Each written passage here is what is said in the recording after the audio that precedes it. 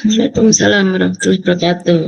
Yang saya hormati Ibu Dr. Dewi Trianasari selaku dosen pengampu mata kuliah pendalaman materi literasi serta seluruh peserta seminar yang saya hormati.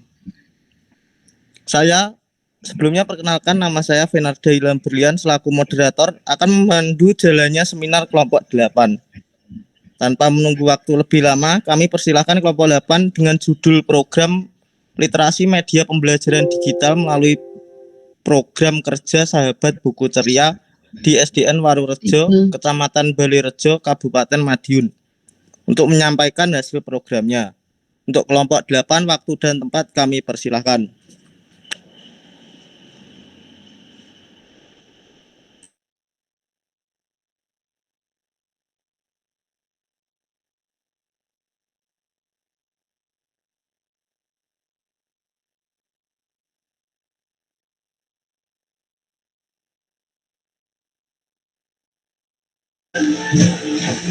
Assalamualaikum warahmatullahi wabarakatuh. Assalamualaikum warahmatullahi wabarakatuh. Baik, langsung saja. Untuk nama anggota ada Talita Namara dari kelas D, saya sendiri Hermawan dari kelas C, Alvira Talia Budi dari kelas E, dan terakhir Angginanda dari kelas A.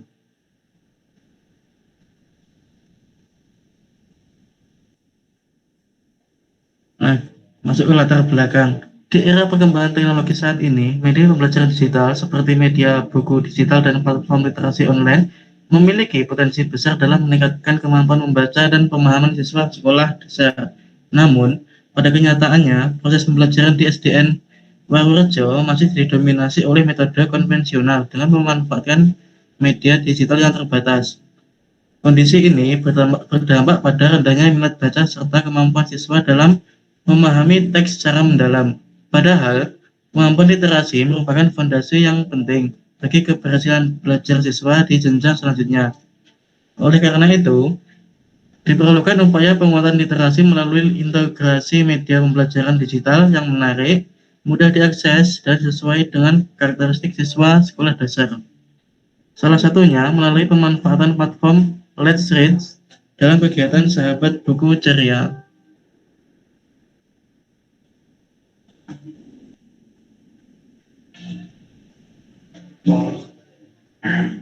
Dalam kegiatan ini memiliki tujuan. Yang pertama, tujuan umum. Meningkatkan minat baca siswa dan menyediakan bacaan digital bergambar yang menarik, variatif, dan mudah diakses. Kemudian, mendukung penguatan budaya literasi di sekolah melalui penggunaan media literasi digital yang relevan dengan pengembangan teknologi. Kemudian yang tujuan kedua yaitu tujuan khusus, yaitu meningkatkan literasi digital siswa kelas 4 melalui pemanfaatan media pembelajaran Let's Read secara terarah dan efektif. Kemudian, menumbuhkan kemampuan siswa dalam memilih, memahami, dan menyaring informasi digital secara bijak sesuai dengan etika internet.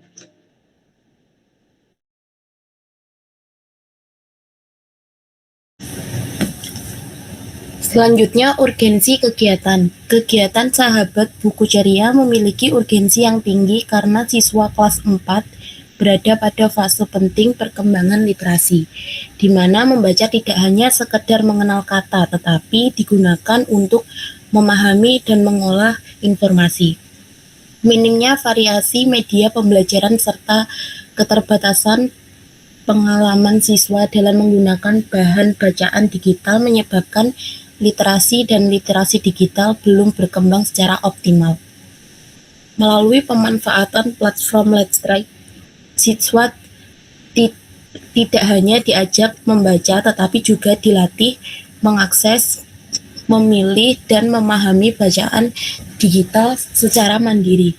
Kegiatan ini mendukung pembelajaran aktif, meningkatkan minat baca, serta sejalan dengan tuntutan kurikulum merdeka yang menekankan kemandirian, kreativitas, dan pemanfaatan teknologi dalam pembelajaran.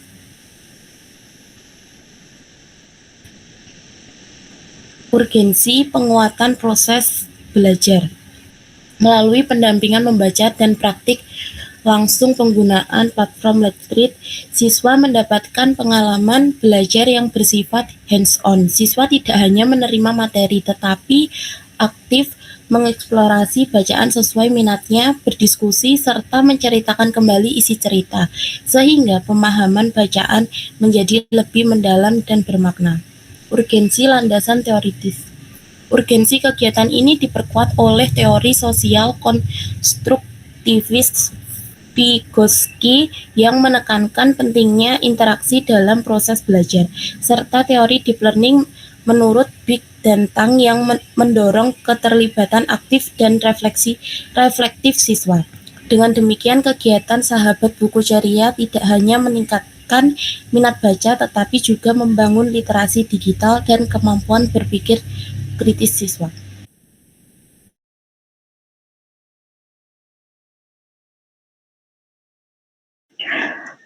Selanjutnya, sasaran kegiatan. Sasaran kegiatan Sahabat Buku Ceria adalah siswa kelas 4 SDN Warurejo sebanyak 15 orang. Siswa dipilih karena berada pada tahap penting perkembangan literasi, sehingga membutuhkan pendampingan dalam meningkatkan kemampuan membaca, minat baca, serta literasi digital melalui pemanfaatan media pembelajaran berbasis teknologi.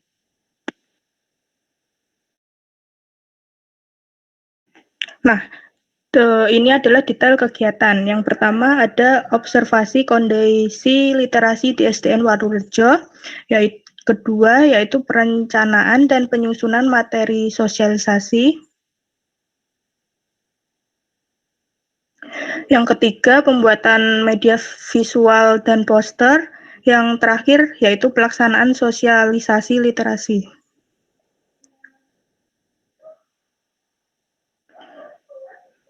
Nah, hasil dari kegiatan yaitu kegiatan sosialisasi literasi media pembelajaran digital melalui website Let's Read memberikan dampak positif bagi siswa kelas 4 SDN Warurejo.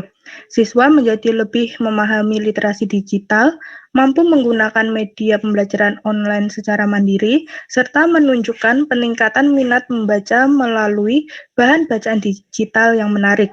Kegiatan ini juga mendapat respon positif dari guru karena mendukung pemanfaatan teknologi sebagai sumber belajar dan mendorong kemandirian siswa dalam belajar.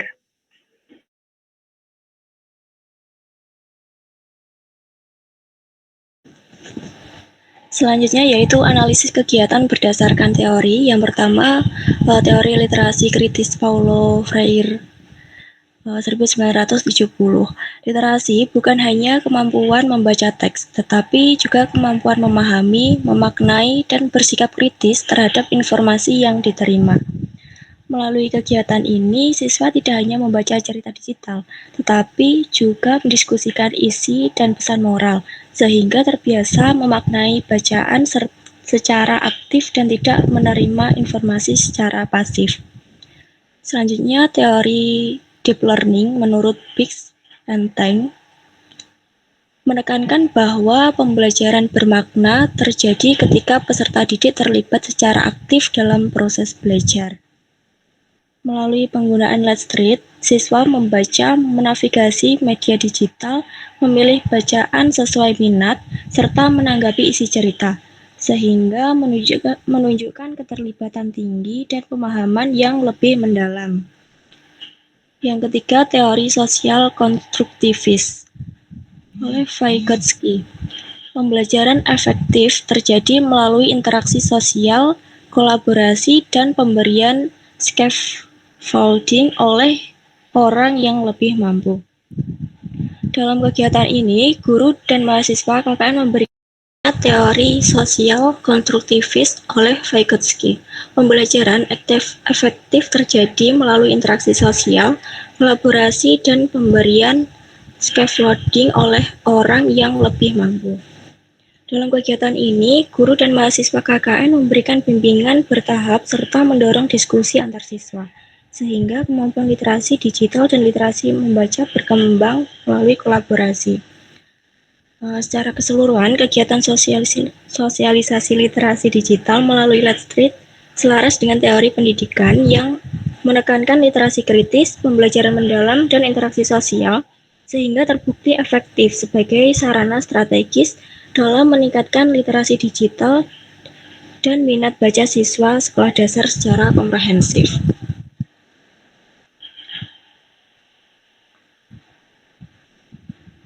Selanjutnya yaitu kesimpulan dan saran. Kesimpulan pelaksanaan kegiatan sosialisasi literasi media pembelajaran digital yang diinisiasi oleh KKN kelompok 24 memberikan dampak yang kuat terhadap peningkatan literasi digital siswa kelas 4 SDN Warurejo.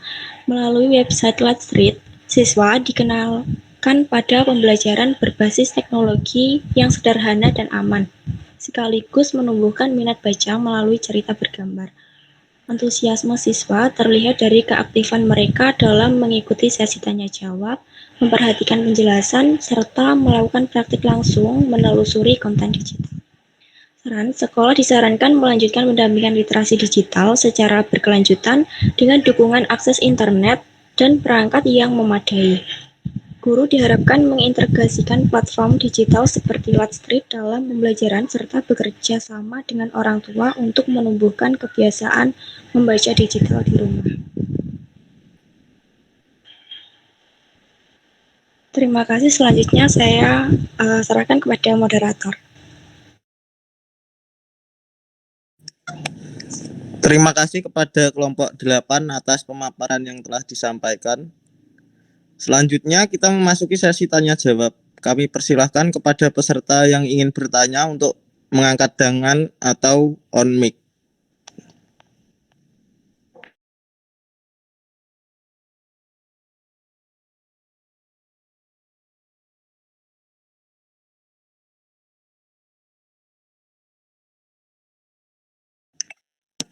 Apabila tidak ada pertanyaan dari peserta, kami persilahkan kepada Ibu Dewi untuk memberikan pertanyaan atau tanggapan kepada kelompok 8. Ya, terima kasih Mas moderator. Tadi ada yang sudah saya jadikan rekan penyelenggara lagi 2 orang. Tolong kalau tiba-tiba ada yang masuk silahkan di-approve gitu ya. Baik, untuk kelompok 8 ini saya tertarik dengan kata ini loh, sahabat buku ceria. Kemudian Anda menggunakan Let's Read ya.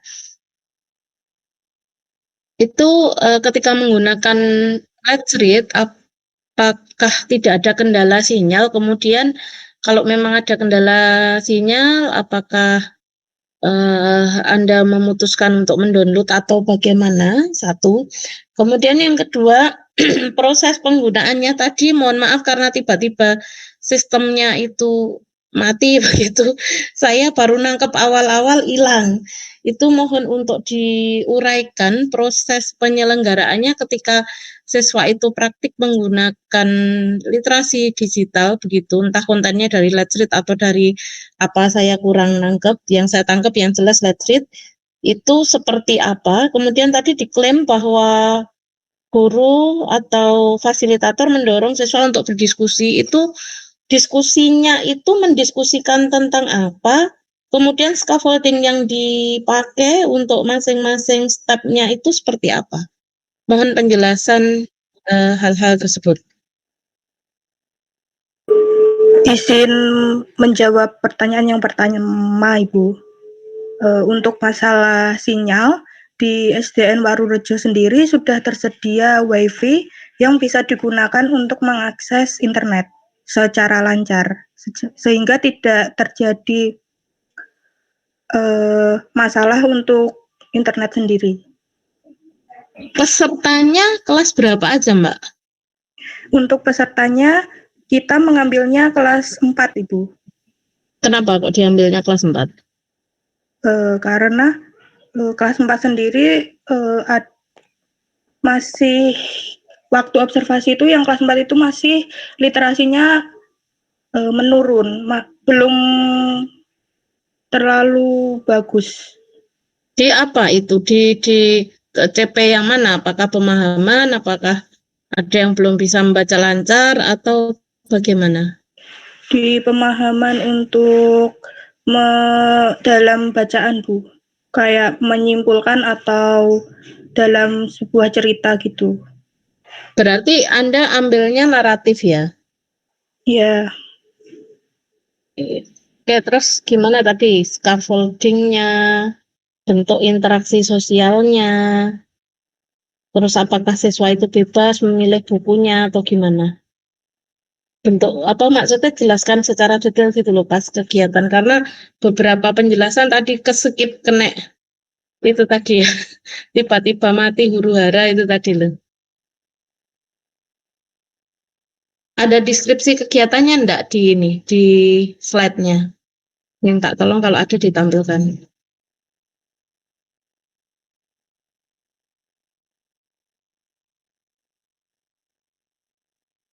Nah ini, observasi, setelah observasi yang kedua perencanaan dan penyusunan, oh sosialisasi. Terus setelah itu? Setelah sosialisasi ada, nah ini pembuatan media visual dan poster, ini yang membuat siapa? Mahasiswa. iya Bu, untuk media dan posternya yang buat mahasiswa. Fungsinya untuk Menarik siswa mengikuti sosialisasi. loh, tapi kan sudah ditentukan bahwa ini pesertanya kelas 4, berarti Anda masuk kelas kan? Iya Bu. Terus yang keempat, pelaksanaan sosialisasinya itu seperti apa modelnya?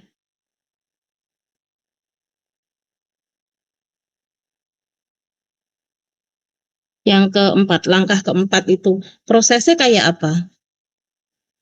Untuk prosesnya itu yang pertama, siswa diberikan materi mengenai pentingnya literasi, kemudian dijelaskan mengenai penggunaan media Lestreet dan siswa diajak untuk menggunakan media Lestreet itu secara langsung Bu, menggunakan di sekolah itu udah ada kayak layar yang bisa digunakan gitu.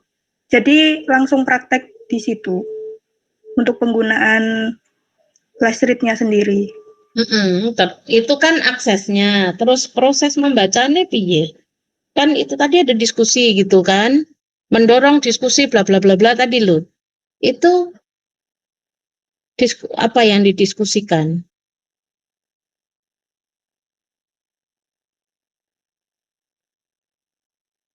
Kalau praktik langsungnya ya jelas dia harus diajari gimana masuk ke Let's gimana loginnya, gimana bikin akun gitu kan. Itu mencoba masuk enggak, bikin akun enggak anak-anak? Atau akunnya guru? Langsung ke cara mencarinya aja, mencari buku di Lestreet. Berarti dia tidak praktik bikin akun dong ya, sehingga nggak punya akun yang terhubung ke Let's Read begitu, dan dia nggak bisa akses sendiri kalau seperti itu. Itu sih. Terus habis itu diskusnya, berarti kok sak kelas bukunya nanti yang dilihat sama?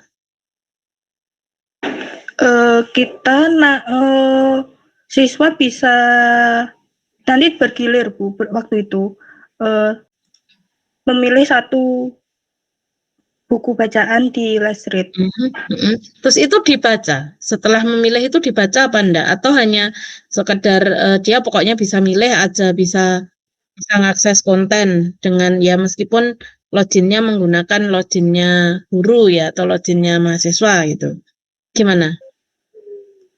Langsung dibaca Bu. Kemudian didiskusikan apa isi dari bacaan tersebut, isi pokoknya, dan didiskusikan sekelas gitu. Bacanya di Smart TV itu atau di HP-nya masing-masing atau di download atau gimana? Di Smart TV langsung Bu. Soalnya di SD tidak boleh membawa HP. Nah, terus ketika di Smart TV langsung, satu siswa itu punya kesempatan berapa menit untuk membaca dan mendiskus?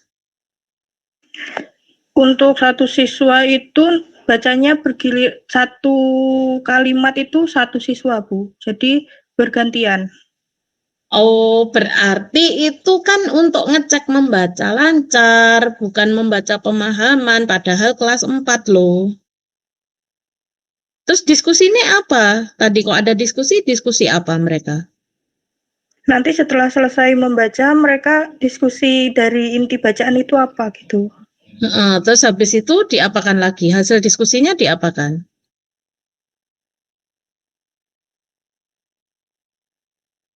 Apa inti bacaan? Habis itu hasil diskusinya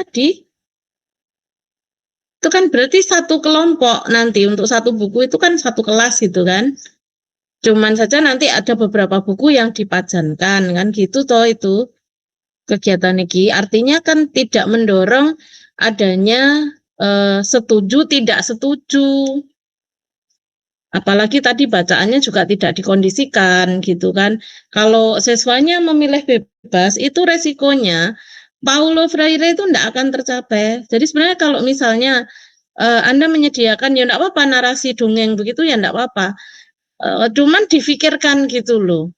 Misalnya kalau kemarin kan saya mencontohkan ada kancil nyolong timun atau kancil dan buaya. Itu kan ada sisi pro dan kontranya gitu. Ya. Dengan bantuan atau scaffoldingnya misalnya pertanyaan pemantiknya begini, jika kancil yang mencuri timun di tempatnya Pak Tani itu dibilang cerdas, setujukah kamu begitu? Mengapa? Lah di situ nanti akan muncul tanggapan. Ya. Ada yang setuju, ada yang tidak setuju. Yang setuju ya cerdas, wong dia bisa mendapatkan timun secara cuma-cuma dan lolos dari jeratan Pak Tani. Ada juga mungkin siswa yang memang pikirannya bijak, dalam artian literasi kritisnya begini, itu licik bukan cerdas, batas antara kecerdasan dan kelicikan itu seperti ini. Nah, yang mempunyai nilai literasi kritis tinggi itu adalah yang bilang licik itu tadi. Ya karena dia tidak tergiring dengan adanya cerita, dengan adanya dogma bahwa kancil itu adalah hewan yang cerdas gitu loh. Tapi dia bilang itu licik, tidak sesuai dengan hati nurani, tidak sesuai dengan aturan yang berlaku.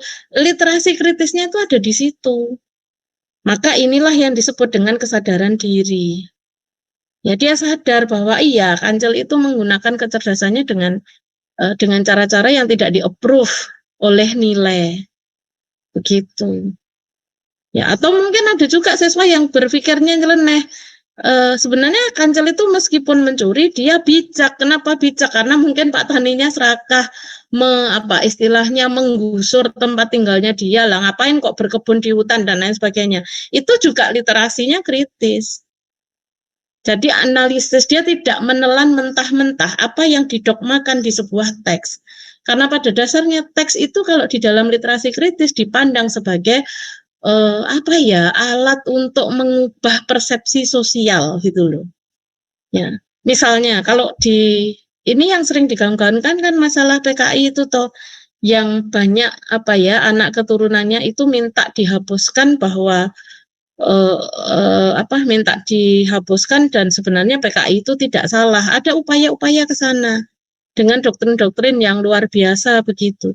Termasuk ketika pro kontra yang luar biasa kasus ijazah palsu yang sampai sekarang nggak ada juntrungannya begitu ya. Untuk Pak Jokowi tambah saling hujat dan tidak karu-karuan. Itu bisa dilihat mana yang kritis, mana yang enggak. Ketika orang literasi kritisnya itu tinggi, dia akan membandingkan statementnya Roy Suryo begini, statementnya pihak Jokowi itu seperti ini, bukti yang dibawa itu apa begitu. Ya, dari segi literasi kritis saya harus bilang bahwa yang mendukung Roy Suryo itu jauh lebih literat begitu dibandingkan dengan yang hanya istilahnya membelanya itu dengan cara disuruh pindah negara lah, bikin huru-hara lah. Padahal kan fakta lebih dari 3 kali persidangan tidak hadir, itu kan fakta. Dari fakta itu akhirnya muncul kritik-kritik sosial. Kalau begitu ya memang tidak mau bekerja sama dengan ini. Akhirnya muncul asumsi bahwa ya kalau seperti itu sepertinya dugaan ijazahnya palsu itu ya akurat kan gitu. Itu kritis gitu loh. Sementara yang lain dari sisi kubu lawannya itu saya lihat dia tidak memberikan asumsi berdasarkan fakta yang ada. Yang ada adalah mereka blunder, bikin opini-opini yang menyesatkan begitu. Ya saking cintanya mungkin gitu ya.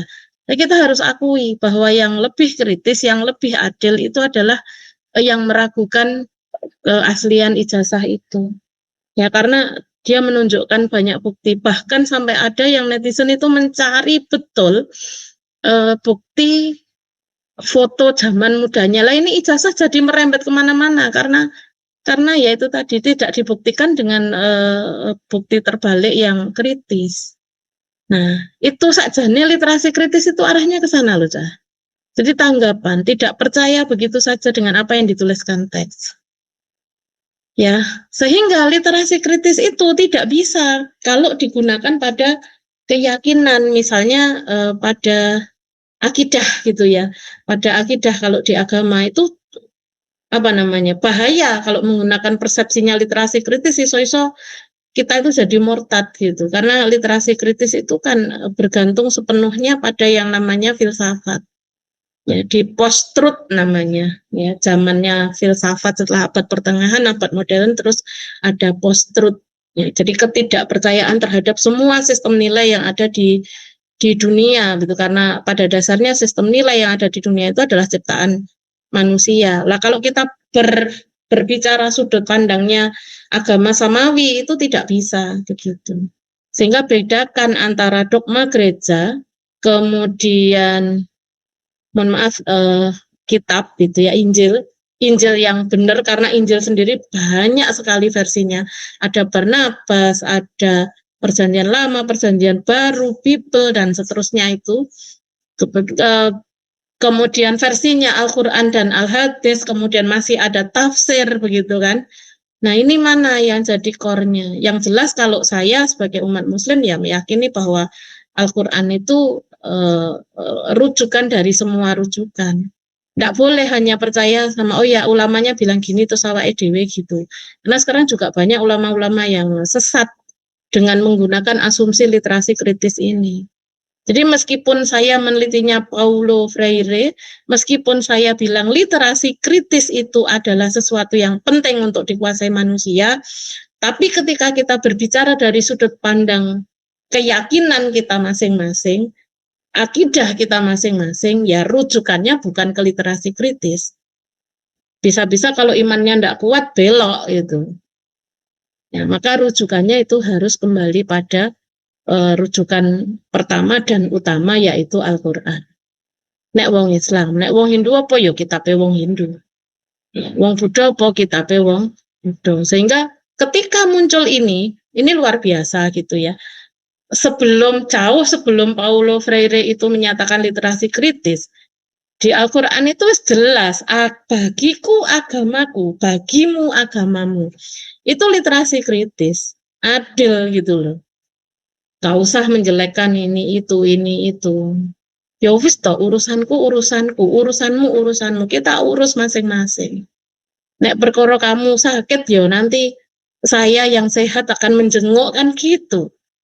Jadi kan antara habluminanas dan habluminallahnya jelas. Itu literasi kritis gitu. Ngono lho, Cah. Nah, membangunnya bagaimana? Membangunnya adalah kalau di SD itu ya dibiasakan untuk tidak menelan mentah-mentah informasi. Di kelas 4 itu dia sudah harus memilih dan memilah, setuju atau tidak. Tetapi setiap kata setuju atau tidak setuju itu harus disertai argumen yang logis. Jangan tidak setuju karena saya cinta, tidak boleh. Kecuali pada Allah itu. Ya, saya tidak setuju karena itu saya cinta pada Allah, saya tidak setuju. Ya gak apa-apa. Tapi kalau saya tidak setuju karena saya cinta, pokok aku kudu karo kuwi, itu no. Ya, itu berarti kita terjebak pada taklid buta. Gitu. Begitu. Nah, di literasi kritis enggak boleh taklid buta. Di SD carane ngono kuwi, sehingga justru sudut pandang bacaan yang berbeda-beda itu diperlukan. Tapi tentu saja teksnya itu harus dipilih. Karena anak SD kan belum tahu apakah teks itu harus ditanggapi dan tidak ditanggapi. Belum tahu sisi pro dan kontra, dan ini tugasnya guru untuk mengarahkan ke sana. Bisa dipahami ya kelompok 8 ya? Kurang nyambungnya di mana gitu loh maksud saya. Oke, saya rasa dari saya itu cukup. Saya kembalikan pada kelompok 8 dan moderator, kita berlanjut pada kelompok selanjutnya. Baik, terima kasih atas tanggapannya Bu Dewi. Demikian rangkaian seminar kelompok 8. Terima kasih atas perhatiannya. Wassalamualaikum warahmatullahi wabarakatuh. Waalaikumsalam warahmatullahi wabarakatuh.